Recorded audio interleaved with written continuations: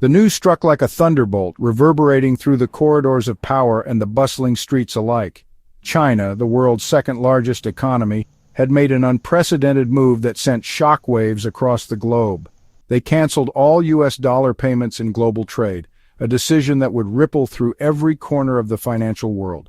$1.4 trillion vanished overnight, evaporating as if it had never existed.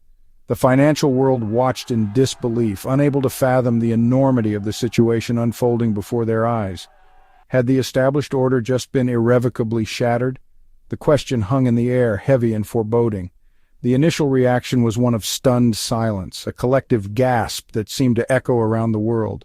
It was almost impossible to comprehend the magnitude of the event, a seismic shift that defied all expectations. This wasn't just a policy shift. It was a seismic tremor that threatened to crack the very foundations of the global financial system, sending tremors far and wide. The U.S. dollar, long the world's reserve currency, was facing its most significant challenge yet, a test of its resilience and dominance. Rumors had been circulating for years about the dollar's decline, but this was different, a direct and undeniable confrontation. This was a direct assault on the currency's hegemony, a bold move that challenged the status quo.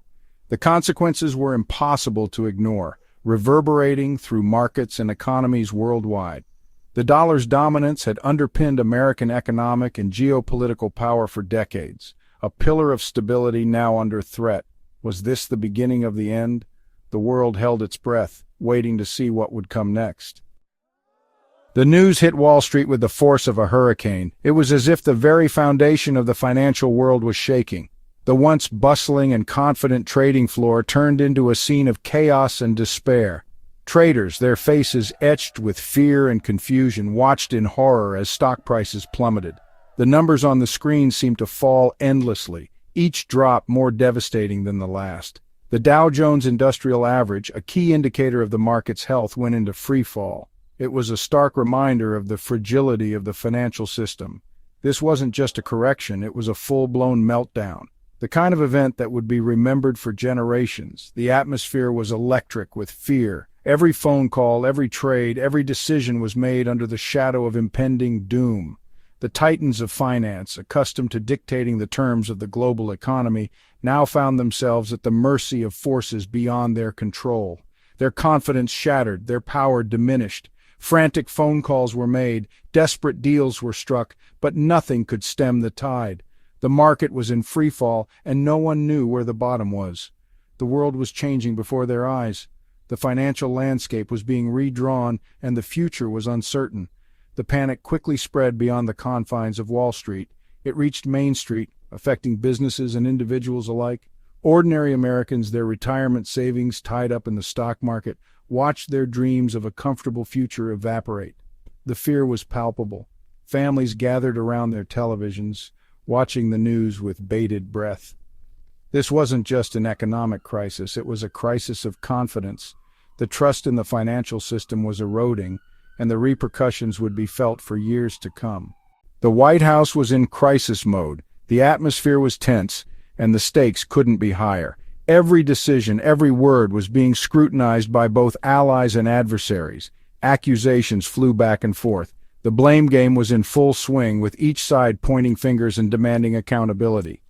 Some called for immediate retaliation, demanding tariffs, sanctions, even military action. The cries for a strong response were loud and unyielding. Others urged a more measured response, fearing that rash action could escalate the situation into a full-blown global conflict.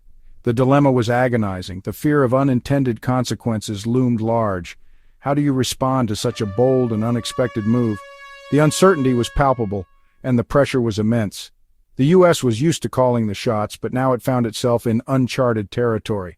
The usual playbook seemed inadequate for this unprecedented challenge. The stakes were incredibly high. Every second that passed without a decision felt like an eternity. The wrong move could trigger a chain reaction with catastrophic consequences. The potential for disaster was not just theoretical, it was a very real possibility. The international community watched with bated breath. Allies and enemies alike were keenly observing every development. Would the U.S., accustomed to being the world's policeman, resort to force? The question hung heavily in the air. Or would it find a way to navigate this crisis through diplomacy and compromise? The path of negotiation was fraught with its own set of challenges. The answer would have profound implications for the future of global order. The world was at a crossroads, and the decisions made in those tense moments would shape the course of history. China's move sent shockwaves through the global financial system. Was this the end of the unipolar world, dominated by the United States and its allies? Analysts and experts debated the implications, trying to make sense of the rapidly changing landscape. Some saw this as the dawn of a new multipolar world, one where power was more evenly distributed among several key players. China, with its vast economic might and growing geopolitical influence, was well positioned to challenge the U.S. for global leadership. Others argued that the U.S. would find a way to weather this storm, just as it had weathered previous crises. The dollar's deep liquidity and the strength of the U.S. economy, they argued, would ultimately prevail. History offered sobering lessons. The rise and fall of empires from Rome to Britain were often accompanied by seismic shifts in financial power. The decline of a reserve currency, a symbol of an empire's economic might, was often a harbinger of its eventual demise. Could the U.S. dollar, once a symbol of American strength and prosperity, suffer the same fate as the Roman denarius or the British pound? The question hung heavy in the air, a stark reminder that even the most powerful empires were not immune to the forces of history. The world watched and waited, holding its breath as the drama unfolded. The outcome was far from certain, but one thing was clear: the global balance of power was shifting, and the world would never be the same. China's move ignited a flurry of activity in global markets. Alternatives to the U.S. dollar, long discussed in hushed tones, were suddenly thrust into the spotlight. The euro, the yen, even cryptocurrencies like Bitcoin were touted as potential contenders for the throne. The race was on to create a new global financial order, one that was less reliant on the U.S. dollar. Countries and institutions around the world began exploring alternative reserve currencies and payment systems, eager to reduce their exposure to the volatile greenback. This shift away from the dollar, if it continued, had the potential to reshape the global economy. It could lead to a more fragmented and multipolar financial system, with different currencies and payment systems competing for dominance.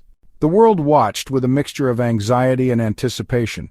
The future of global finance hung in the balance. Would the U.S. dollar weather the storm and maintain its position as the world's reserve currency? Or would a new monetary order emerge, one that reflected the shifting balance of power in the 21st century? The stakes were incredibly high.